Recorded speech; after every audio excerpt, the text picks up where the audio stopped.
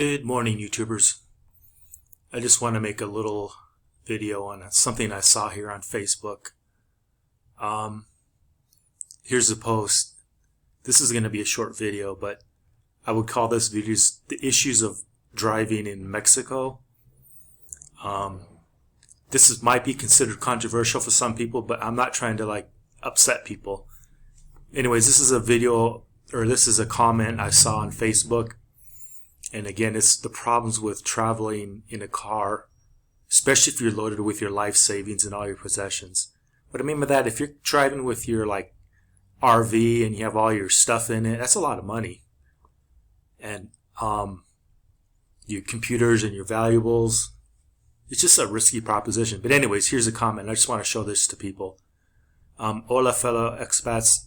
Has anybody driven from the U.S. through Mexico to Guatemala lately? I mean, second half of 2020. Anyways, here's some comments they did, and apparently everything's hunky-dory and groovy. Anyways, I want to get down to something, kind of show you what you could face or what you're really up against when you come across the border. Anyways, here's some more comments.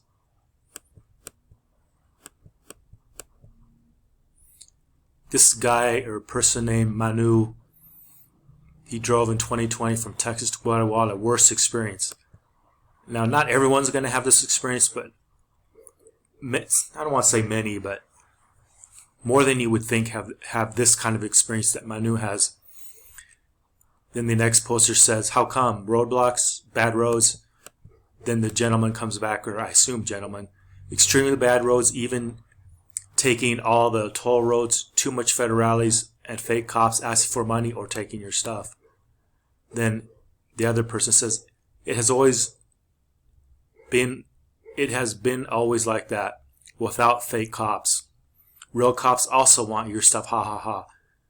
Thanks. Then he comes back and says, one of my friends got kidnapped for 12 hours, lost his car and stuff, stay safe. No ha ha's in that one. This is what can really happen to you. I mean, they're not even getting to the really dark stuff here, because I could see why, but a couple years, and then this other person comes back. A couple years back, the cops in Tamaulipas, I probably not pronouncing it right, wanted US dollars for not making me unload all the stuff from my car. Ha ha ha, I gave them 20 bucks I had left in cash, and they even gave me 10 pesos to pay the toll roads. Ha ha ha. Lots of ha-ha-has. Anyways, the people made me hate Mexico, and then there's more. Mexican roads. Anyways, that's about it. I don't want to say too much. But that's what you can come across. Like Latins, like Central Americans will come across the border, the land borders. They either walk or take a bus. Maybe even drive sometimes. I know even a few that drive across. And then they come back to Guatemala. They usually get robbed because there's gangs set up across the borders to recognize returning Latins. They know who they are. And then they get robbed by the police usually. Real police, fake police, cartel people, who knows? But usually they get robbed by the police. That's what they told me. And they know they're coming back with 5, 10, 20 grand saved. So it's very lucrative for them to do that. And then what happens with gringos is Americans, Canadians, etc. They'll come in their RVs or they come in their cars. Same thing there. They know they're loaded down. They know they're vulnerable, and the police, cartel people. And again, it's hard to tell the difference between who's who and what's what, especially when you don't speak Spanish. Well, they get robbed too. Not always really bad, but usually if all you have to do is give them a couple $100, actually that's good. But when you have computer equipment, cash, and then your actual RV is actually worth a lot of money, or your car, if that actually gets stolen, that's even worse, because that's like a lot of money. And then, as one of the guys said in this little Facebook post, his friend got kidnapped and lost his car.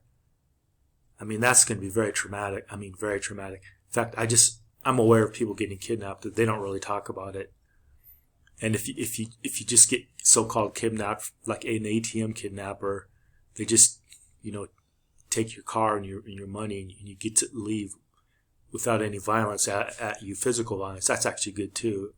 I'd rather just lose all my stuff and be safe. But this is why I personally don't like to drive in Mexico and in Latin America in general.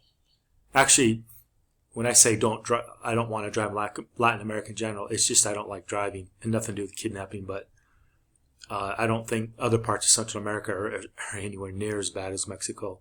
Mexico is really, really bad when it comes to this kind of thing. Anyway, I just want to make a short post on driving in Latin America, or not Latin America, but driving in Mexico. Some of the challenges you're going to have to be aware of. And it's why, you travel during the day.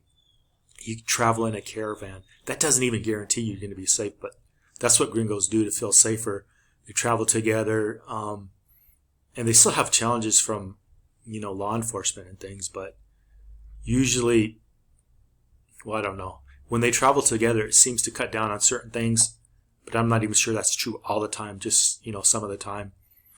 Because there's a lot more witnesses and stuff. But if you're like the lone sheep out there traveling on the roads, this is where you can be really vulnerable. Or if it's at night, you don't know the area, you don't speak the language.